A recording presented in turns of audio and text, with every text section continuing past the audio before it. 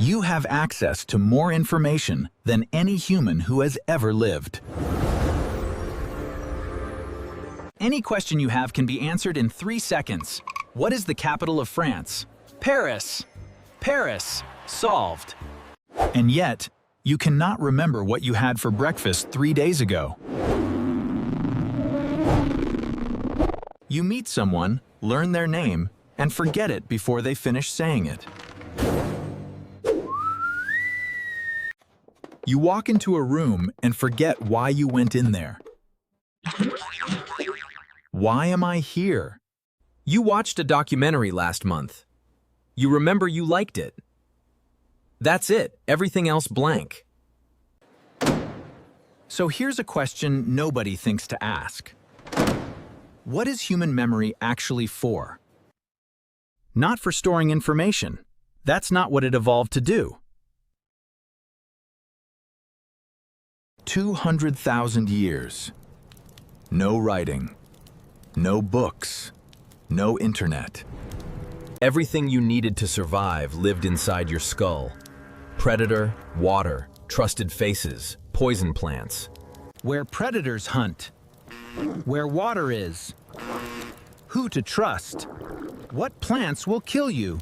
Memory was the difference between life and death.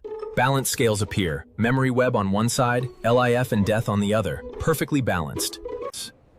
But memory was never just storage. It was connection. Complex web of connections. You didn't just remember, snake is dangerous. You remembered where and when and how.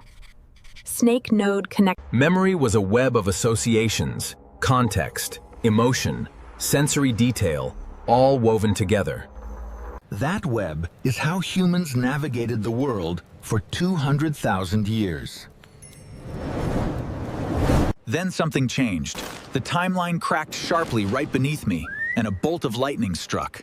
Things haven't been the same since. I am incredibly proud to say I graduated from Columbia University in 2011, and that's a fact. Here's a little note.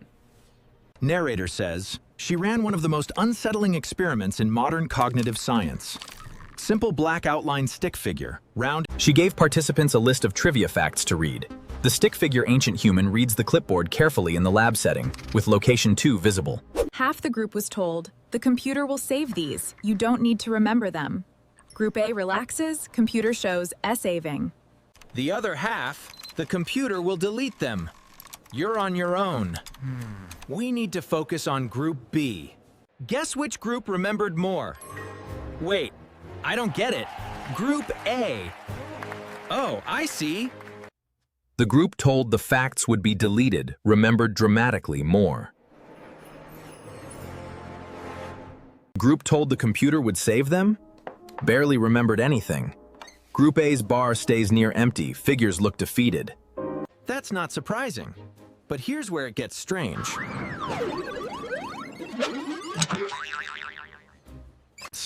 Sparrow then tested what the first group did remember. Simple black outline stick figure, round expressive dot eyes, narrator arms gesturing.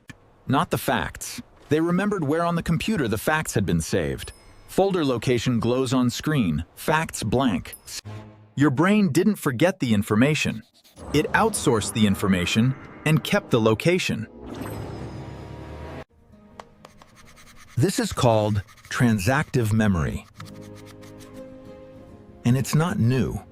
Humans have always done this. Ask your grandmother is transactive memory. Grandmother as knowledge node, web connecting to all family members. You don't need to know how to fix an engine.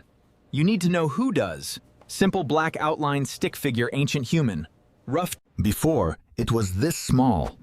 But now, after, what's new is this massive scale. Before Google, transactive memory was spread across the people in your life. A warm social network diagram fills the screen, with human faces as nodes. After Google, one system knows everything, and it's in your pocket.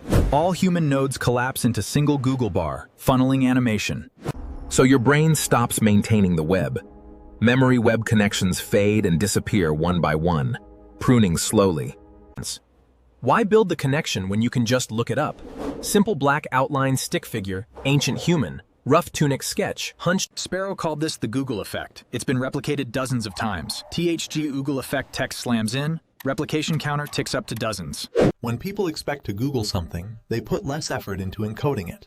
Memory encoding diagram shows encoding step being skipped entirely. Not laziness, biology. The brain is an efficiency machine. Brain labeled efficiency machine, automatic sorting mechanism activates. If a system exists to store something, your brain will stop storing it.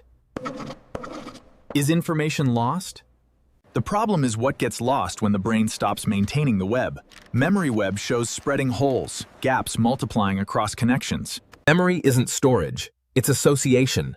Filed storage box gets crossed out. Glowing web appears to replace it. When you remember something deeply, your brain builds connections to everything related to it. Fact enters brain, connections radiate outward in expanding web. That breadth of association is how creativity happens. Memory A plus memory B equals new idea C, light bulb appears. The more connections a memory has, the more likely it combines with something unexpected to produce a new idea. Rich node versus isolated node comparison appears. Google gives you the fact. The fact alone, without the web, is almost useless for creativity. Bare fact box versus rich web. You get the answer without the understanding. Answer versus understanding split. Google arrow only reaches answer side. Knowledge without association is a word you can spell but can't define. You know it, but you can't use it. You can't use it. It crumbles uselessly. Here's a test. What's the capital of Australia? Q-Wick test. If you looked it up right now, you'd know in 3 seconds. You'd also forget it in 3 minutes.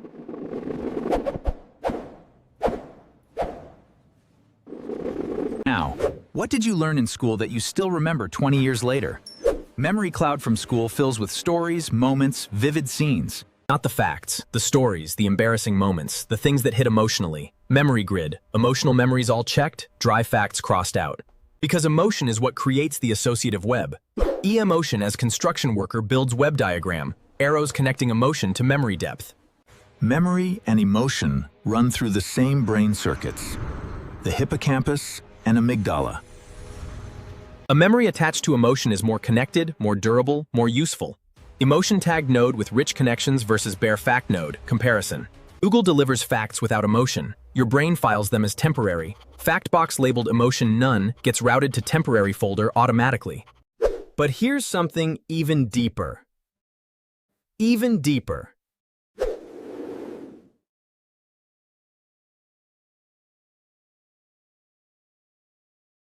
She took people to a museum and had half of them photograph the exhibits. Museum scene splits, half with cameras raised, half just looking. The other half just looked. Look group stands calm and engaged, absorbing exhibits. Location _3 visible. People who photographed remembered less, significantly less. Memory bars appear, photo group thin, look group tall, dramatic comparison. The act of outsourcing the record to the camera turned off the brain's recording system. Camera click, BRAN stops label, recording switch flips off. You took the photo. Your brain filed it under handled. Same effect with notes apps, voice memos, screenshots. The more perfectly you record, the less you remember. Grid of tools all getting H-angled check marks. Your brain is not broken. It's doing exactly what it evolved to do. Narrator says, offload what can be offloaded. Focus on what's urgent right now. Brain efficiency flow diagram shows 2-lane system activating. The problem is, what your brain now classifies as offloadable used to be classified as essential for survival. The associative web, the emotional anchors, the contextual links quietly being deprioritized. So what's left?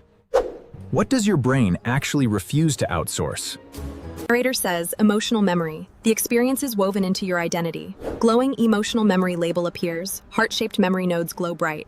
You remember your first heartbreak, not because it was useful, because it was overwhelming. Heartbreak memory icon glows permanently, overwhelming label. You remember exactly where you were, when something huge happened. You remember the people who changed you.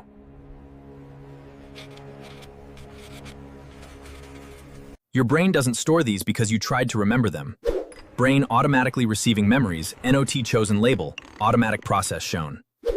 It stores them because they mattered. They mattered. Here's what this means for every day of your life.